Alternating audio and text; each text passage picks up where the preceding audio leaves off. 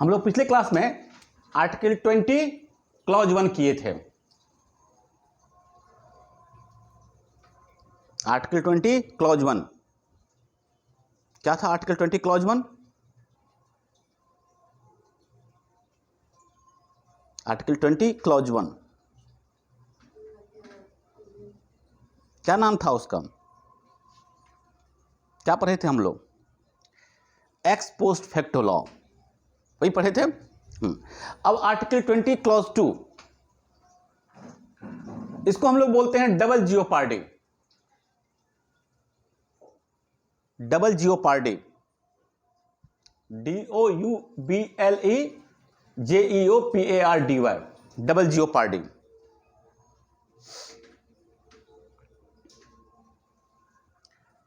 Article 20 clause 2,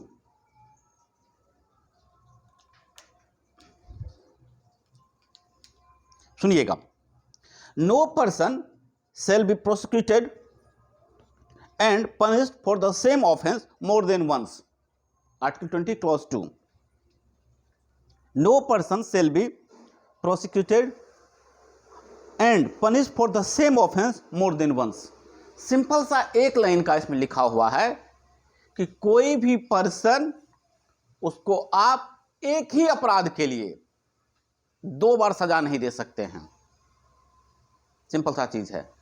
कोई भी person, ठीक है ना, उस पर जो अपराध सिद्ध होगा, ठीक है ना, उसके लिए उसको सजा देंगे। तो एक पहली बात तो ये कह रहा है कि आप प्रोसिक्यूटेड ही नहीं कर सकते हैं, ठीक है। एक ही बार उसको, एक ही ऑफेंस के लिए उसको बार बार कोर्ट में ट्रायल के लिए नहीं बुला सकते हैं। एक बार ट्रायल हो गया, सजा दे दिए, बात खत्म। बाकी अब किसी इंडिया के किसी कोर्ट में फिर उस पर ट्रायल नहीं चलेगा। ओके, तो कहता है कि no person shall be prosecuted and punished. बार बार उसको आप तंग नहीं करेंगे, उसको नहीं बुलाएंगे कोर्ट में आप एक ही अपराध के लिए। क्लियर? सिंपल लाइन है, यहां लिखा हुआ, कोई दिक्कत इसमें किसी को?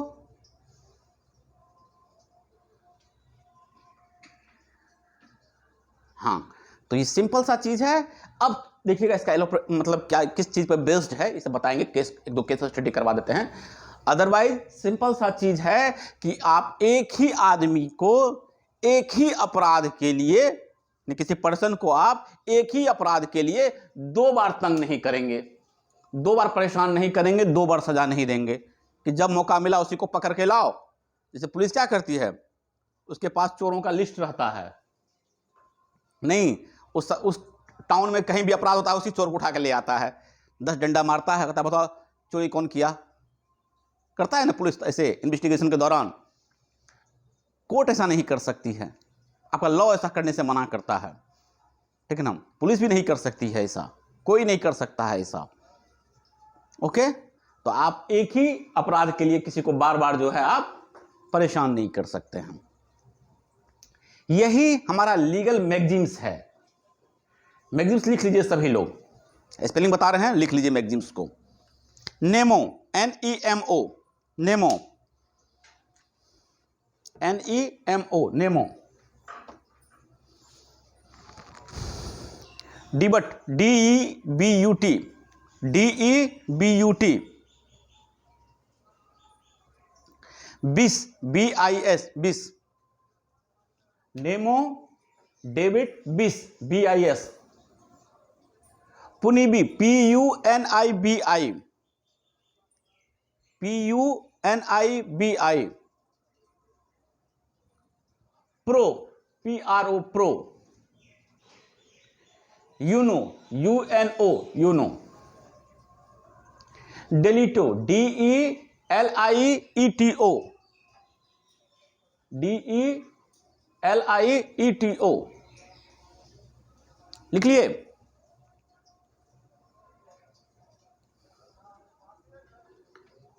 फिर से बोल देते हैं। Nemo, debet, bis, BIS, puniri, PUNIBI, pro, uno, UNO, delicto, DELIETO, delicto. ये आपका लीगल मैगजीम्स है। इसका जो इंग्लिश में मतलब होता है, इसका मतलब ये होता है, लिख लीजिए, मतलब भी लिख लीजिए। No one no one should be punished, no one should be punished twice for one fault, for one fault, F-A-U-L-T, fault. No one should be punished twice for one fault. एक ही फॉल्ट के लिए उसको दो बार आप क्या कर सकते हैं, पनिश नहीं कर सकते हैं. ओके, ये हमारा जो है ये मैगजीम्स हमारा इंग्लिश कॉमन लॉ से आया है, याद रखिएगा, इंग्लिश कॉमन लॉ से.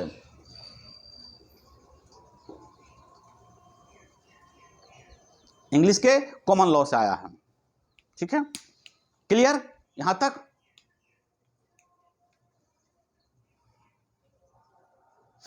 बोलिएगा सभी लोग, क्लियर? आप एक ही अपराध के लिए किसी को जो है क्या कर सकते हैं, दो बार सजा नहीं दे सकते हैं, दो बार पनिश नहीं कर सकते, दो बार तंग नहीं कर सकते हैं. क्लियर? हाँ, यही आपका डबल जेओपार्डी, यही कॉन्सेप्ट है. अब इसमें कुछ कुछ हमारा जो केस है वो आप हम लोग देखते हैं, बाकी इसमें बहुत कुछ बड़ा चीज नहीं है ये. ठीक है ना, दो तीन चीजें याद रखनी है ये आपको. ये मैगजीम्स पर बेस्ड है, इसका प्रिंसिपल्स जो है इसी मैगजीम पर बेस्ड है. इंग्लिश के कॉमन लॉ से आया है ये मैगजीम्स आपका. ओके, इंग्लिश के कॉमन लॉ से आया है.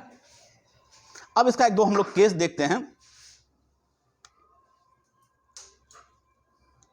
अमेरिका में भी सेम कॉन्सेप्ट है, अमेरिका के भी जूरिस्प्रूडेंस में, जुडिशरी में यही सिस्टम है. If a person has been tried for an offence he cannot be tried again for the same offense. अगर किसी एक ऑफेंस का ट्रायल हो गया है, उस पर ट्रायल करवा लिए हैं, फिर दोबारा उसको आप ट्रायल नहीं करवाएंगे. ये अमेरिकन कंसेप्ट भी यही चीज है. If a person has been tried for an offence he cannot be tried again for the same offence, उसी अपराध के लिए. ओके, एक यहां पे ये चीजें चल रहा है. इसका जो हमारा सेंस है ना, ये जो हमारा ये वाला चीज है, ये हम लोग सीआरपीसी में सेक्शन 300 में भी पढ़ते हैं. इस चीज को हम लोग सेक्शन 300 लिख लीजिए आप लोग, सेक्शन 300 ऑफ सीआरपीसी. और सीआरपीसी में इसका स्कोप ज्यादा है आर्टिकल 20 से. यहां तो सिंगल छोटा सा बात लिखा है, बहुत बड़ा स्कोप है आर्टिकल सेक्शन 300 सीआरपीसी में. ठीक है, वहां कहता है सेक्शन 300 में, पर्सन वंस कन्विक्टेड और acquitted not to be tried for same offence. ये सेक्शन 300 कहता है आपको सीआरपीसी का. अगर पर्सन जो है क्या हो गया है, वंस कन्विक्टेड, या तो एक बार कन्विक्टेड हो गया है, या आप ट्रायल लिए छूट गया, एक्विटेड हो गया, not to be tried for same offence, फिर उस पर आप ट्रायल मत करवाइए. बार बार कोई चीज हो उसी को उठा लाइए और उसका ट्रायल करवाइए, ऐसा नहीं होगा. क्लियर? और देखिएगा ये सेक्शन बहुत बड़ा सेक्शन है. आपको सेक्शन 300 के अंदर बहुत सारा चीजें इसके अंदर लिखा हुआ है, बहुत सारा सब सेक्शन है इसमें. उस टाइम में उसके खिलाफ कोई सबूत नहीं मिलेगा, बाद में मिलेगा तो बाद में ट्रायल फिर नया एविडेंस क्रिएट होता है, उसका अलग मतलब है. हाँ, फिर नया एविडेंस के साथ लेकर आएंगे ना आप, फिर बार बार नहीं उसी में उसका नाम घसीट देंगे, दैट इज अलग प्रोसीजर है वो.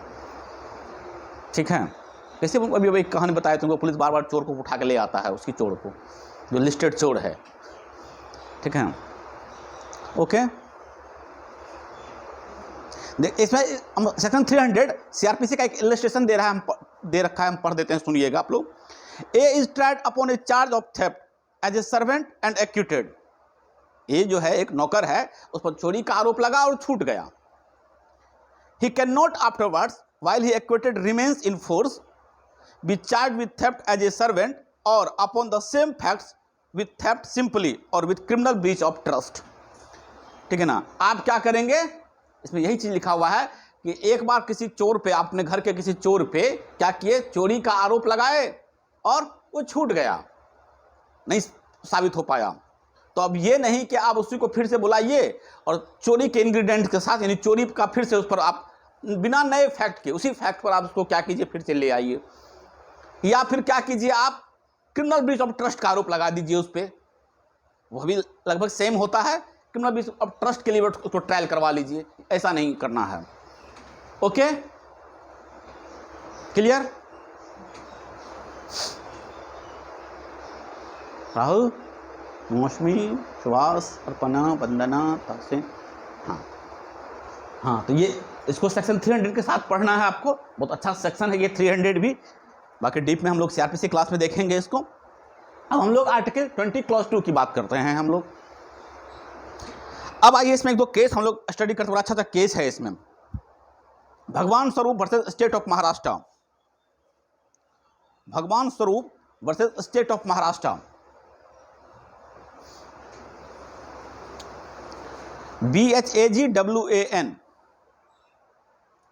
भगवान स्वरूप, BHAGWAN, स्वरूप, SWAROOP versus state of Maharashtra. SWAROOP, स्वरूप वर्सेस स्टेट ऑफ महाराष्ट्र, 1965, 1965।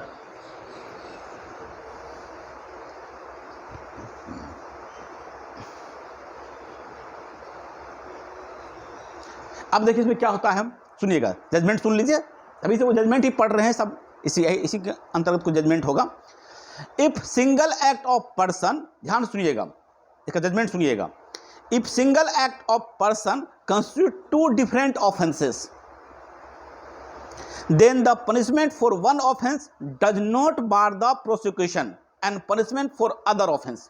अब ये क्या चीज कह रहा है इसमें कह रहा है कि अगर किसी आदमी के द्वारा किया गया कोई एक एक्ट 2 अलग अलग अपराध बना रहा है, ठीक है ना। एक आदमी गया डाका डालने के लिए, ठीक है ना, सिंगल एक्ट हुआ, डाका डालने गया वो, डकैती करने गया वो, और उसका यह एक्ट, इस एक्ट के अंतर्गत क्या हुआ, उसने 2 अलग अलग अपराध किए। ओके, तो अगर किसी आदमी का कोई सिंगल एक्ट 2 अलग अलग अपराध के अंतर्गत आ रहा है, 2 अलग अलग अपराध कर रहा है, 2 अलग अपराध बना रहा है, तो कह रहा है क्या, then the punishment for one offence does not bar the prosecution and punishment for other offence. तो इसका यह मतलब नहीं हुआ कि आपको इस दोनों अपराध के लिए अलग अलग सजा नहीं मिलेगी, ये दोनों अलग अलग अपराध हुआ। समझ रहे हैं इस चीज को? एक आदमी गया डाका डालने के लिए, डाका डाल दिया और डाल के भाग रहा था, ठीक है। जब घर से निकल रहा था, कुछ लोगों ने उसका पीछा किया, उसने क्या क्या गोली फायर किया, किसी का जान ले लिया। तो अब वहां पे डकैती भी हुआ और मर्डर भी हुआ, 2 अलग अलग अपराध हुआ ना। एक सिंगल एक्ट जो है उसका 2 अलग अलग अपराध को क्या किया, बनाया। तो अब दोनों अपराध के लिए उसको अलग अलग सजा मिल सकती है। इसके लिए ये बार नहीं कर रहा है, आर्टिकल 20 क्लॉज 2 इसके लिए बार नहीं कर रहा है, इसको नहीं रोक रहा है। क्लियर? हाँ, एक ये इस केस में ऐसा आया, ये केस था आपको 1965 का। एक दूसरा केस लिखिए। हाँ, एक चीज में एक चीज है, जजमेंट के साथ ही लिखा हुआ, हम पढ़ देते हैं। The test to determine whether 2 offences are the same or not is not the identity of allegation but the identity of ingredients of offence. तो किसी ऑफेंस को हम लोग कैसे आइडेंटिफाई करते हैं? हम लोग आईपीसी में पढ़े हैं, ऑफेंस को कैसे चेक करते हैं? उसको उसके इसेंशियल से चेक करते हैं ना, उसका इंग्रेडिएंट से चेक करते हैं। पता है कि नहीं पता आप लोगों को ये चीजें? कोई अपराध हुआ ना, किसी अपराध का क्या हम लोग वहां डिफिनेशन देखे हैं आईपीसी में? कैसे समझते हैं थेफ्ट हो गया, कैसे समझते हैं डकैती हो गया, कैसे समझते हैं एक्सटॉर्शन हो गया, कैसे समझते हैं मर्डर हुआ है? उसका कोई डिफिनेशन थोड़े होता है। उसमें इंग्रेडिएंट्स लिखे हुए हैं, इसेंशियल लिखे हुए हैं कि थेफ्ट होने के लिए हमको इतनी चीजें चाहिए, मर्डर होने के लिए इतनी चीजें चाहिए। हाँ या ना? हाँ, तो हम लोग इस चीज से उसको क्या करते हैं, हम लोग आइडेंटिफाई करते हैं कि 2 अपराध एक ही है या नहीं है, या अलग अलग है, तो हम लोग उसके इंग्रेडिएंट से आइडेंटिफाई करते हैं। ये चीजें लिखा हुआ है आपके आईपीसी में, देखिएगा सब में इंग्रेडिएंट्स है, इसेंशियल है। एक्सटॉर्शन है, उसके लिए ये सब चीजें चाहिए हमको। ओके, चलिए नेक्स्ट आ जाइए, नेक्स्ट केस देखिए। एक 2005 का केस है, state and city of Delhi versus Navjot Sidhu.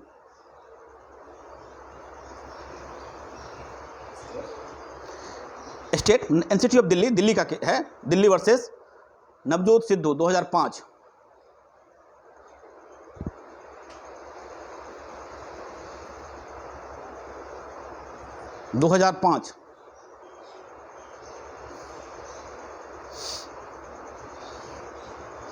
अब पढ़िए, जजमेंट पढ़ देते हैं। Where there are two distinct offence made of a different ingredients, embargo under article 20 clause 2 is not applicable, the offence may have some overlapping features. ठीक है, हाँ, इसमें भी वही चीज कहा, the same offence means an offence which ingredients are the same. If the offence are distinct there is no question of the rule as to double jeopardy beings applicable. इसमें भी यही चीज समझाया है कि सेम ऑफेंस का मतलब होता है जिसके इंग्रेडिएंट सेम हो, जिसके इसेंशियल सेम हो। अगर अलग अपराध हो रहा है, अलग इंग्रेडिएंट्स में जा रहा है, तो दो अलग अपराध हो गया जब दो अपराध के लिए आप डबल जियोपार्डी एप्लीकेबल नहीं करेंगे। ये वाला जो रूल है वो अप्लाई नहीं होगा। ठीक है ना, सेम ऑफेंस का मतलब होता है कि जिसके इसेंशियल सेम हो रहे हों। ठीक है, अगर वो डिफरेंट इंग्रेडिएंट्स के साथ है तो डिफरेंट ऑफेंस हो गया वो। ठीक है, क्लियर क्लियर, जो भी बताए जस्ट। हम लोग एक ही अपराध बोलते हैं इसमें, इसी पर जो है क्वेश्चन है आपका। हम लोग जो पढ़ते हैं डबल जियोपार्डी में, एक ही अपराध के लिए वन ऑफेंस वन पनिशमेंट, ये रूल चलता है। डिफरेंट ऑफेंस अलग अलग फिर पनिशमेंट दिया जा सकता है। क्लियर, ठीक है।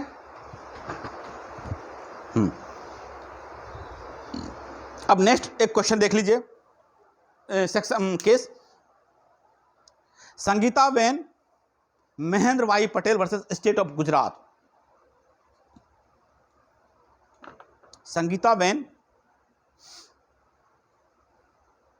Mahendra Bhai Patel versus state of Gujarat.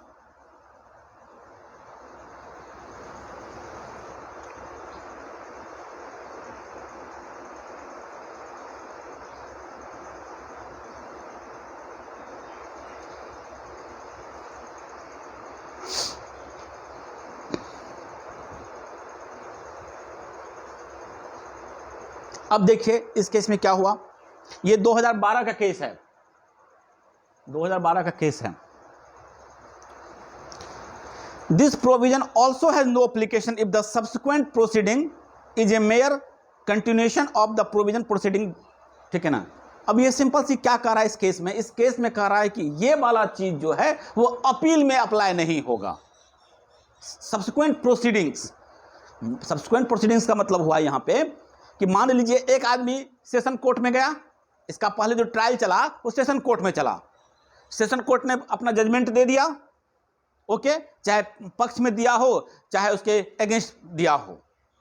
तो अब जो अपील में जाया जाएगा हायर कोर्ट में, हाई कोर्ट में, तो वह उसके लिए आप नहीं मानिएगा कि डबल जियोपार्डी हो गया। बात समझे, उस प्रोसीडिंग्स को हम लोग डबल जियोपार्डी के अंदर नहीं लाते हैं। अब वो ये नहीं कहेगा कि मेरा जो है फंडामेंटल राइट का हनन हो गया, हम तो ट्रायल दे दिए हैं सेशन कोर्ट में, अब हम हाई कोर्ट नहीं जाएंगे। अगर मान लीजिए कि प्रोसिक्यूशन या डिफेंस दोनों में से कोई चला गया, जिसके अगेंस्ट में हुआ वो जाएगा, वो हायर कोर्ट में जाएगा अपील में, तो चला गया हायर कोर्ट अपील में, तो वहां पे ये डबल जियोपार्डी वाला मामला अप्लाई नहीं कर सकते हैं आप। क्लियर।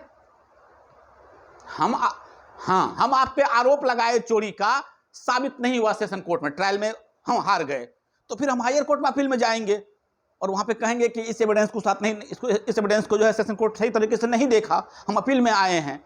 तो अब आप इस बात का डिफेंस नहीं लेंगे कि डबल जियोपार्डी हो गया। ये सब्सिक्वेंट प्रोसीडिंग्स है हायर कोर्ट में, अपील में, अपील पर अप्लाई नहीं हो रहा है।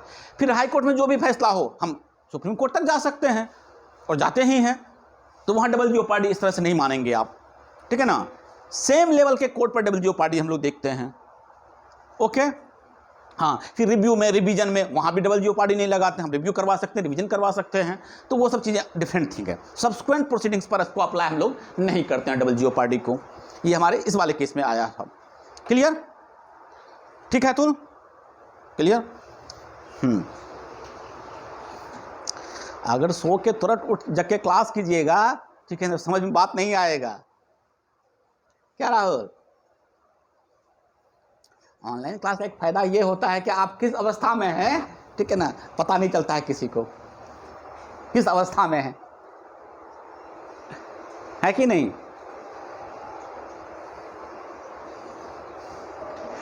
बहुत लोग तो अभी बेड छोड़ा नहीं होगा, ठीक है ना, बेड में ही घुसा हुआ होगा और अगल बगल घर वाले को दिखाने के लिए वीडियो लगा दिया होगा, ठीक है ना, नींद का मजा ले रहा होगा।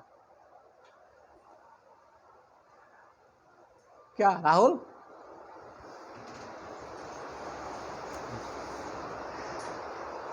है कि नहीं सही बात?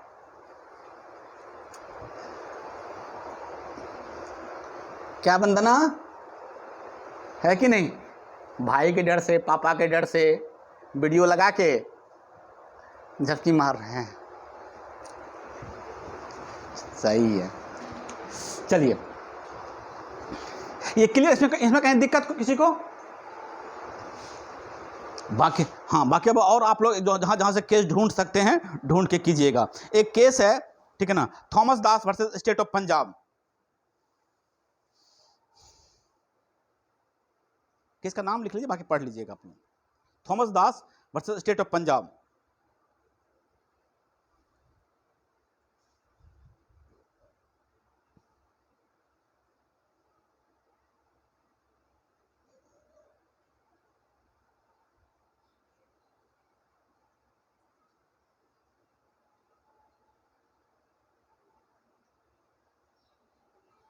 एक अच्छा सा केस है, आप लोग पढ़ के रखिएगा उस केस को, बड़ा अच्छा केस है ये केस बहुत जगह पढ़ते हैं हम लोग। Maqbool Hussain versus state of Bombay.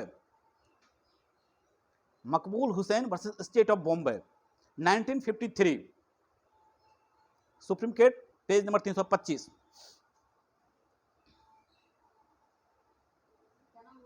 Maqbool Hussain versus state of Bombay.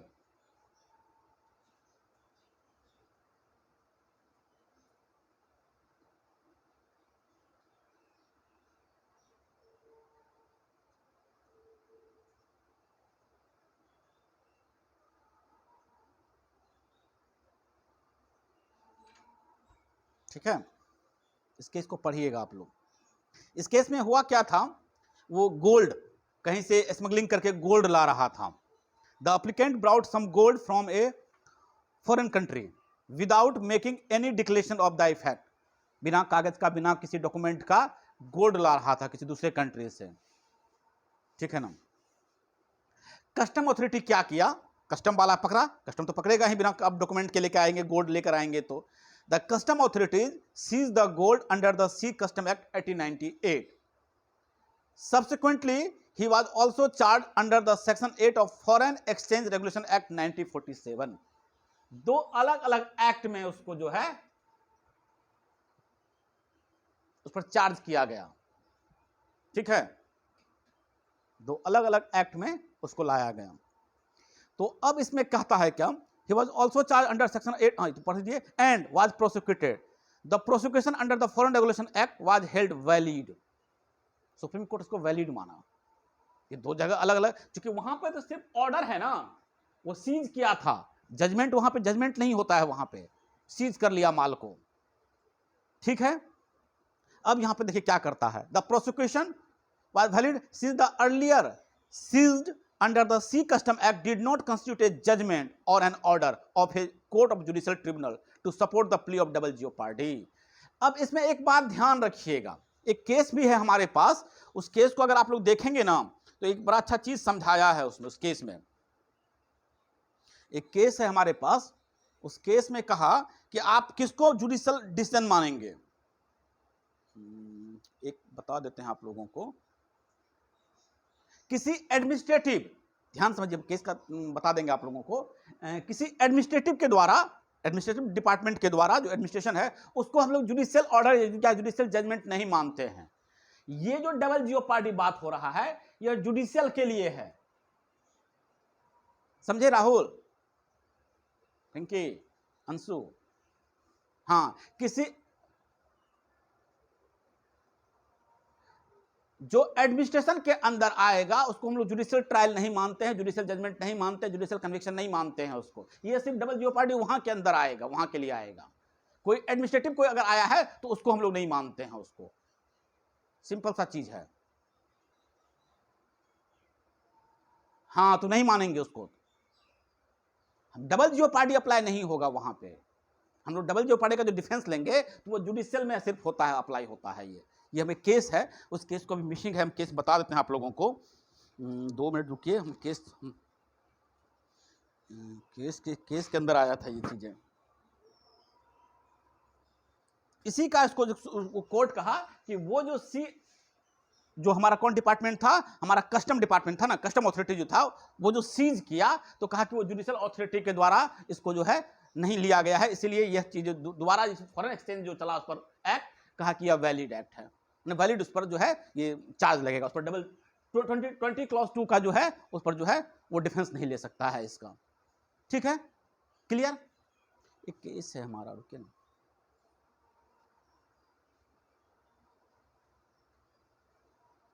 अच्छा, ये वाला तो पढ़ ही दिए, Kalavati versus state of Himachal Pradesh, लिख लीजिए एक बार, अच्छा केस है यह भी, Kalavati versus state of Himachal Pradesh 1953। वो वाला केस कहां चला गया मेरा?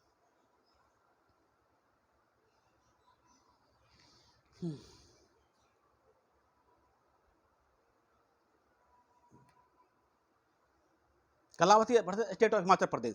देखिए इस केस में भी क्या हुआ, the court held that the appeal is the continuation of the earlier trial and a new trial of the same offence and the appeal against the order of acquittal would not attract article 20 clause 2।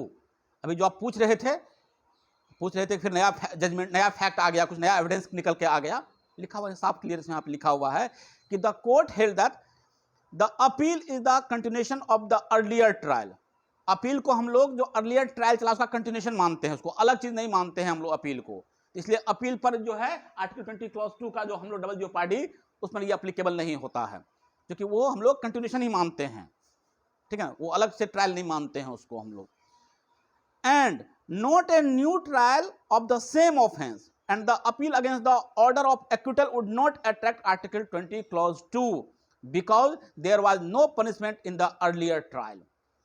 What Article 20 clause 2 forbids is that the person shall not be prosecuted and punished for the same offense twice. ठीक है ना, हम लोग जो कहने के prosecution का मतलब होता है, ठीक है ना, ध्यान समझ, बड़ा अच्छा चीज है। हम लोग बोलते हैं ना कि जब तक किसी मामले में किसी को सजा नहीं हो जाती है, ठीक है ना, तब तक हम लोग नहीं मानते हैं कि प्रोसिक्यूशन जो है वो सक्सेस हुआ।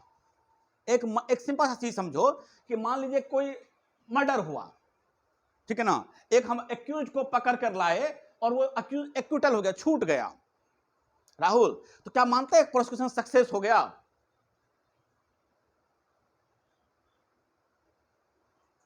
क्यों नहीं मानते हैं प्रोसिक्यूशन सक्सेस हुआ? इसको प्रोसिक्यूशन नहीं मानते हैं हम लोग, क्योंकि ऑब्वियस सी बात है कि जब मर्डर हुआ है तो कोई ना कोई अपराधी जरूर है। जो छूट गया ठीक है, वो अपराधी नहीं है, वो अपराधी नहीं है जो छूट गया, लेकिन कोई तो कोई है। प्रोसिक्यूशन का मतलब ही है कि आप एक्यूज को पकड़कर सजा दिलवाएंगे, ठीक है ना, इसका मतलब आप फेल्योर कर गए ना आप सजा दिलवाने में, क्योंकि मर्डर हुआ है तो कोई ना कोई जरूर मर्डरर है।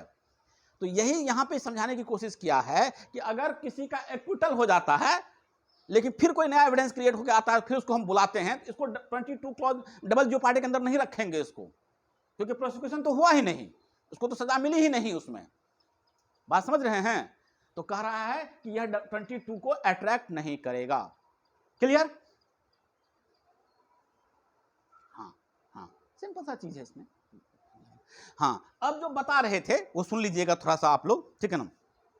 प्रोसिक्यूशन जो अभी पढ़ रहे थे उसका डिटेल है, कुछ हम पता बोल देते हैं। प्रोसिक्यूशन का मतलब होता है proceedings which are criminal in nature and must be before a court of law. हम लोग जो बात कर रहे हैं प्रोसिक्यूशन होना चाहिए, अब जस्ट बात भी कर रहे थे, तो क्या कह रहा है कि जो सबसे पहली चीज वो क्रिमिनल नेचर का ही होगा, प्रोसिक्यूशन पढ़ रहे हैं हम लोग, and must be before a court of law and judicial tribunal required by law to decide the matter in controversy judicially and evidence and on both, sorry and on oath. हम लोग judicial act किसको मानते हैं, जहां पे सारा काम oath पे होता है, मानते हैं ना, वहां पे हम एडमिनिस्ट्रेशन और जुडिशरी में जो अंतर समझा रहे थे आपको, यही समझाने की कोशिश कर रहे थे कि हम लोग जो इसको प्रोसिक्यूशन मानते हैं या जुडिशियल एक्ट मानते हैं, हम लोग कोर्ट ऑफ लॉ जस्टिस के सामने जहां पे ओथ पर लेकर सारा काम होता है, वहां हम लोग मानते हैं कि जुडिशियल एक्ट हुआ। ठीक है, it is essential that the proceedings or prosecution must be a judicial nature. A proceedings before administrative and departmental authorities cannot be proceedings of a judicial nature. However, the scope of extent of concept of double jeopardy provided, बता ही दिए section 300 में ये चीजें हैं, वो आगे लिखा हुआ है, ठीक है ना, ये चीज बता ही दिए आप लोगों को। तो जो एडमिनिस्ट्रेटिव नेचर का होगा वहां पर डबल जियोपार्डी का कोई आप जो है स्कोप नहीं रखेंगे, और अगर इसका स्कोप आप ढूंढते हैं तो आप सेक्शन 300 में जाएंगे, सीआरपीसी। ये जो कॉन्स्टिट्यूशन वाला बात हम लोग पढ़ते हैं आर्टिकल 20 क्लॉज 2 डबल जियोपार्डी, यह जुडिशियल नेचर के लिए है। Clear? All clear? Pinky, Suhas जी,